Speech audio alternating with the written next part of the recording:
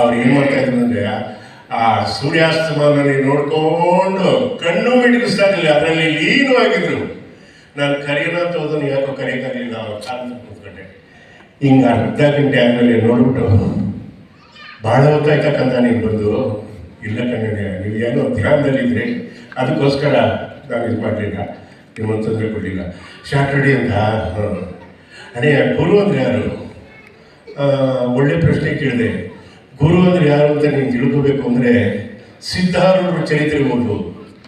ಆಗ ನಾನು ಸಿದ್ಧಾರೂಢ, ಯಾಕೆಂದರೆ ಸಿದ್ಧಾರೂಢರು ಅಂದರೆ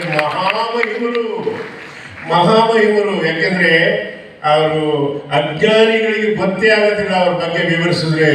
ಹಂಗಾಗಿ ಅಂಥ ಮಹಾಜ್ಞಾನಿಗಳು ಅದನ್ನು ಓದ್ತೆ. 3 ದಿವಸಕ್ಕೆ ಓದ್ಬಿಟ್ಟು ಮತ್ತೆ ಅವ್ರ ಹತ್ರಕ್ಕೆ ಹೋದೆ. ನಾನು ಭದ್ರಾವತಿಗೆ ಬಂದು ರಜಾ ಕೊಟ್ಟು ಅದನ್ನು ರಾತ್ರಿ ಓದಿ ಅಲ್ಲಿ ಓದಾಗ ಹಿಂಗೆ ಓದ್ದೆ. ಹೌದಾ? 3-4 ದಿವಸದಲ್ಲಿ ಓದ್ಬಿಟ್ಟಕ್ಕಂತ ಉರಣೆ ಓದ್ದೆ. ಅದರಲ್ಲಿ ನಾನು ಒಂದು ವಿಶೇಷವಾದ ಫೋಟೋ ನೋಡಿದೆ. ಯಾವ್ದು ನೋಡಿದೆ?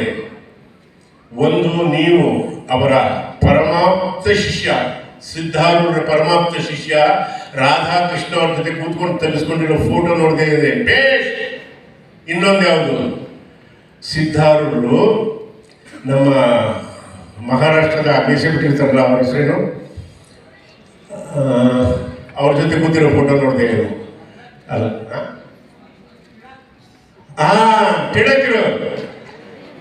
ಬಾಲಗಂಗಾಧರ ತಿಲಕ್ ಅವ್ರ ಜೊತೆ ಕೂತ್ಕೊಂಡಿರೋ ಫೋಟೋ ನೋಡಿದೆ ನಾವು.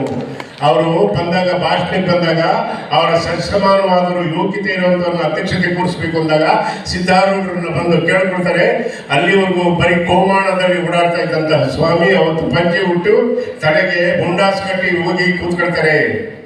ಇದೆಲ್ಲ ನೀವು ಓದಬೇಕು, ಫೋಟೋ ಇದೆ. ಅದನ್ನ ಹೇಳಿದಾಗ ಅಣ್ಣವರು ನನ್ನನ್ನು ಅಂತರಂಗಕ್ಕೆ ತಗೊಂಡ್ರು, ಅಲ್ಲಿವರೆಗೂ ತಗೊಂಡಿರಲಿಲ್ಲ. ಏನೇ ಕೊಟ್ಟರು ಪಾರ್ವತಿ ದೊಡ್ಡಣ್ಣ ಓದ್ತಾನೆ, ಅವನು ಕೊಡು, ಅವನು ಓದ್ವಿ.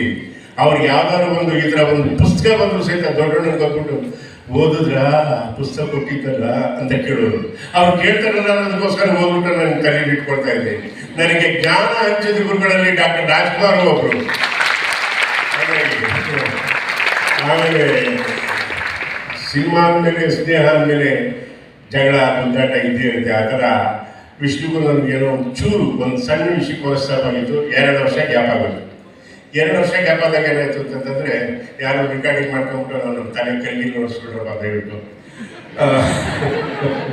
ಹಂಗಾಗಿ ಒಂದು ಸಿನಿಮಾಕ್ಕೆ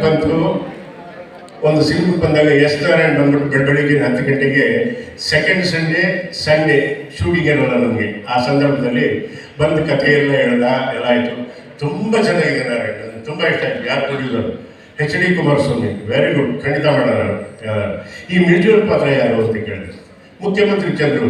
ಅವನು MLC ಅದು ಇದು ಈ ಕನ್ನಡ ಪ್ರಾಧಿಕಾರದ ಅಧ್ಯಕ್ಷ, ಟೂರು ಅದರಲ್ಲಿದ್ದ. ಅವನು ಸಿಕ್ಕಿರಲಿಲ್ಲ 1.5 ವರ್ಷ. ನೋಡಿ, ನಮ್ಮಲ್ಲಿ ನಾವು ಬೆಂಗಳೂರಲ್ಲಿ ಇದ್ರು ಸಹಿತ ಎಷ್ಟು ಅಡೆತಡೆಗಳಿರ್ತವೆ ಅನ್ನೋದಕ್ಕೋಸ್ಕರ. ಹಂಗಾಗಿ ಅವನು ಸಿಗ್ತಾ ಇರಲಿಲ್ಲ. ಹಬ್ಬ ಆಯಿತು. ಹೀರೋ ಯಾರು? ವಿಷ್ಣುಗೆ ನಾನು ಮಾಡೋದು ಸರಿ ಅನ್ಸಲ್ವೇನೋ, ಅಡ್ವಾನ್ಸ್ ಕೊಟ್ಟಿದ್ದೀನಿ, ನಾನು ವಾಪಸ್ ಕೊಟ್ಬಿಟ್ಟೆ. ಅವ್ರು ಕೇಳು, ಅವ್ರು ಕೊಟ್ಟರೆ ಅವ್ರು ದೊಡ್ಡಣ್ಣ ಮಾಡಲಿ ಅಂದರೆ ಮಾತ್ರ ಮಾಡ್ತೀನಿ, ಇಲ್ಲದ್ರೆ ಮಾಡಲ್ಲ ನಾನು. ಹಂಗಾಗಿ 1 ನಿಮಿಷ 10 ನಿಮಿಷ ಹೊರಗಡೆ ಹೋದ. ಫೋನ್ ಮಾಡಿದ ತಕ್ಷಣ ದೊಡ್ಡ ಒಂದೇ ಮಾತು ವಾಯ್ಸ್ ಆ ಕಡೆ ಬಂದಿದ್ದು.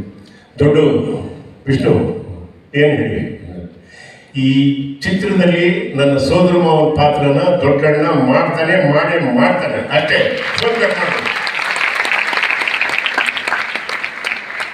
ಆ ಚಿತ್ರದಲ್ಲಿ ನಾನು ತುಂಬ ಚೆನ್ನಾಗಿ ಮಾಡಿದ್ದೀನಿ ಅಂತ HD ಕುಮಾರಸ್ವಾಮಿ ಅವರು 5 ಲಕ್ಷ ರೂಪಾಯಿ ಜಾಸ್ತಿ ಕೊಟ್ಟರು ಅಂತ ನಿಮ್ಗೆ ಹೇಳ್ತೀನಿ. ಇವತ್ತು ನಿಮ್ಗೆ ಏನಾದ್ರು ಬೇಜಾರಾದರೆ ಆ ಕುಟುಂಬ ಸೀನ್ ನೋಡ್ಬಿಟ್ರೆ ವಿಷಯ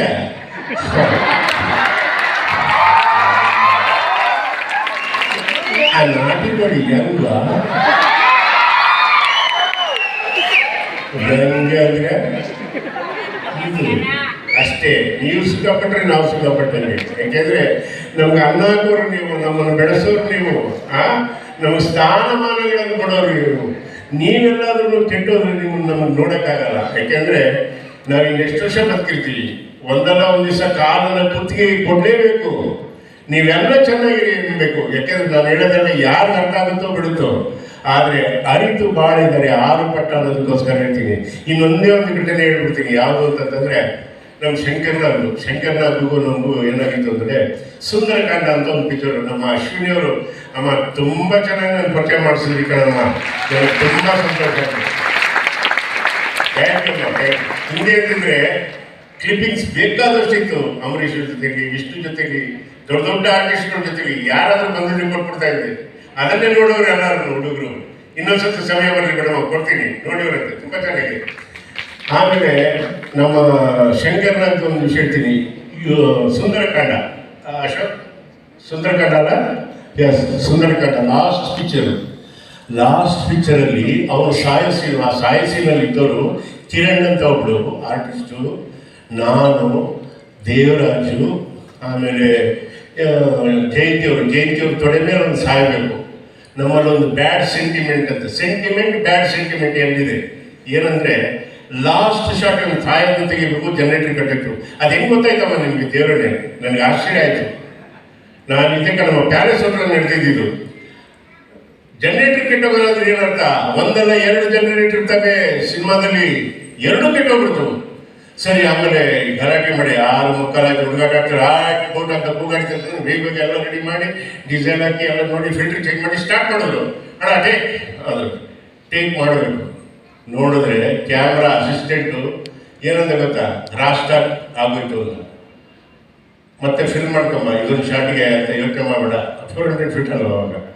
400 ಶಾರ್ಟು ಹೋಗ್ಬೇಕು, ಮಾಡ್ಕೊಂಬ ಅಂತ ಅನ್ನೋದಕ್ಕೆ, ಇಲ್ಲ ಸತ್ಯವಾಗಿ ಗೊತ್ತಿದ್ದು ಕೂಟ ಮುಗಿದೋಯ್ತು ಅಂದ. ಅವಾಗ ಅಟ್ಲೀಸ್ಟ್ ನಾವು ಚಕ್ರ ಹೇಳ್ತೀವಿ. ಸಾಯೋ ಸೀನ್ ಮಾಡಿಬಿಟ್ರೆ ನೆಕ್ಬಿಟ್ಟು ಕ್ಯಾಮ್ರಾದ ತೆಗೆದ್ಬಿಟ್ಟಿದ ತಕ್ಷಣ ನಾನೇನು ಬದುಕೊಡಲ್ಲ, ಇಲ್ಲಾಂದ್ರೆ ನಾನೇನು ಸತ್ತೋಗ್ಬಿಡಲ್ಲ, ದೊಡ್ಡ ನಿನ್ನಿಂದಲೇ ಎಲ್ಲ ಆಗೋದು ಅಂತ ಬೈಕೊಂಡು ಬಟ್ಟೆ ಬಿಚ್ಚಿ ಹೋಗ್ಬೇಕಾದ್ರೆ ಗೇಟಲ್ಲಿ ಹೋದನ್ನು ವಾಪಸ್ ಬಂದ. ಮತ್ತೆ ಏನು ಇವನ್ನೆಲ್ಲ ಜೋಕುಮಾರ್ ಸ್ವಾಮಿಗೆ ಹೋಗ್ತಾ ಇದ್ದಿದ್ದು, ರಾಜೀವ್ ಮೆನನ್ ಕ್ಯಾಮ್ರಾಮನ್. ಅವಾಗ ಏನಾಯ್ತು ಅಂತಂದರೆ 5,000 ಕೊಡಬೇಕು. ನನ್ನ ಹತ್ರ ಏನು ದುಡ್ಡಿಲ್ಲ, ನೀನೇ ಕೊಡಬೇಕು. ಇಲ್ಲ, ನಾನೇ ಕೊಡಬೇಕು. ಅವ್ರು 4 ಜನನ್ನ ಕರ್ಕೊಂಬ ನೀನು ಟ್ರೈನಲ್ಲಿ ಪ್ಲೀಸ್, ಅಷ್ಟು ದೂರ ಕಾರಲ್ಲಿ ಬರೋದು ಬೇಡ. ಅವಾಗೆಲ್ಲ ಅಂಬಾಸಡರ್ ಕಾರುಗಳು. ಆಯಿತು ಅಂತ ಇಟ್ಕೊಂಡೆ ಟಿಕೆಟು ಬುಕ್ ಮಾಡಿಸಿದ್ದೆ. ಆದರೆ GVIL ಪಿಕ್ಚರ್ಗೆ ನಾನು, ಮುಖ್ಯಮಂತ್ರಿ ಜನರು, ಹೇಮಾ ಚೌಧರಿ, ವಜ್ರಮನಿಗಿಂತಲೂ ಒಳ್ಳೆ ನಟ ಸಿಕ್ಕಲ್ಲ ಕಂಡ್ರಿ ನನಗೆ. ಅವ್ರನ್ನೆಲ್ಲ ನೋಡೋದು ಸಿಕ್ತು. ನೀವೆಲ್ಲ ನಿಂತಿದ್ದೀರಲ್ಲ, ಈ ಮೆಟ್ಲುಗಳು ಕೂತ್ಕೋಬೋದು, ದಯವಿಟ್ಟು ಬನ್ನಿ. ಅಹಂಕಾರ ಬಿಂಕನೆಲ್ಲ ಬಿಟ್ಕೊಂಡು ಬನ್ನಿ. ನಾನು ವಜ್ರಮನಿಯವರು ಮೊದಲನೇ ನಾಟಕನ ಇದೇ ಥರ ನೋಡಿದ್ದು ಕೂತ್ಕೊಂಡು ಮುಂದಗಡೆ ಕಲಾಕ್ಷೇತ್ರದಲ್ಲಿ.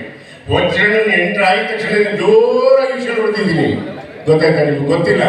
ಹಂಗಾಗಿ ಅವಾಗ ತಿಂದಿದ್ರೆ ಅಲ್ಲಿ ಹೋಗಿ ಹೋಗ್ತಾ ಇದ್ದ ತಕ್ಷಣ ಸುಂದರ ಕೃಷ್ಣ ಎದುರುಗಡೆ ಬಂದರು. ದೊಡ್ಡ ಒಂದು ನಿಮಿಷ